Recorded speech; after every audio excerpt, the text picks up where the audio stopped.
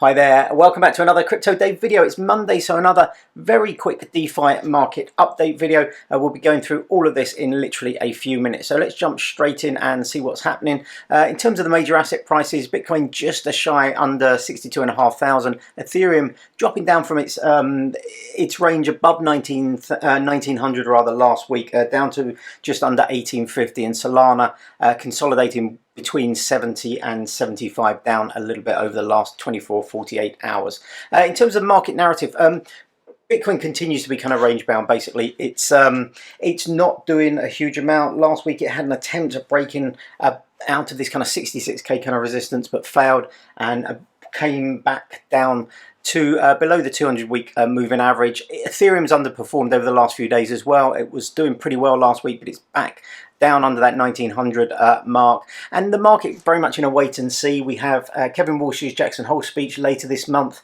This isn't necessarily crypto specific, but just the markets as a whole. And I think, you know, risk on assets like kind of crypto, everything's pretty cautious at the moment. 24-hour volume down slightly, and the market overall down 1 or 2% over the last 7 days. In terms of DeFi, that general market sentiment kind of continues over to the DeFi space, so down 2 or 3 billion over the last week, and that's a big down from the January highs, so down about 38% from the January highs this year in terms of total value locked. Ethereum dominance maintains around 53–54% of total DeFi. The top protocols, no big changes here. Lido Finance, Aave V3, although V4 is starting to increase very kind of like slowly as that's being rolled out.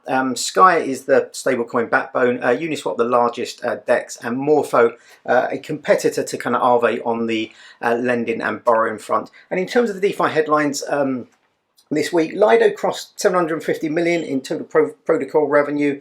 It's now expanding to Celestia rather, although, you know, there's not a huge amount going on in Celestia. I think it's sort of not necessarily kind of foul, but it's not really doing a huge amount.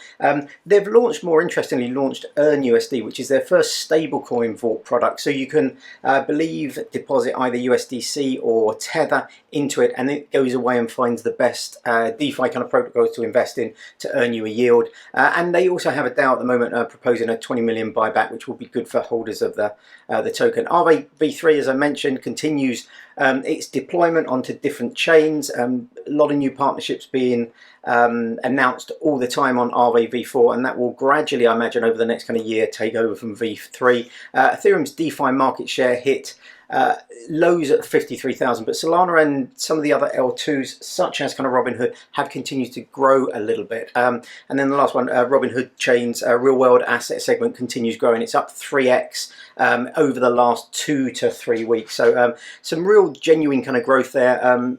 A big load of kind of new users that were holding tokenized shares on Robinhood's platform now have access to trade them, to get involved in kind of DeFi. There's a lot of Robinhood's pools, or Robinhood real world asset kind of pools available on Uniswap and various other kind of chains. So that's it in a nutshell for this week. Hope you're all doing well. Thanks very much for watching. As always, hopefully I will see you on the next video, but until then, have a great day. Bye bye.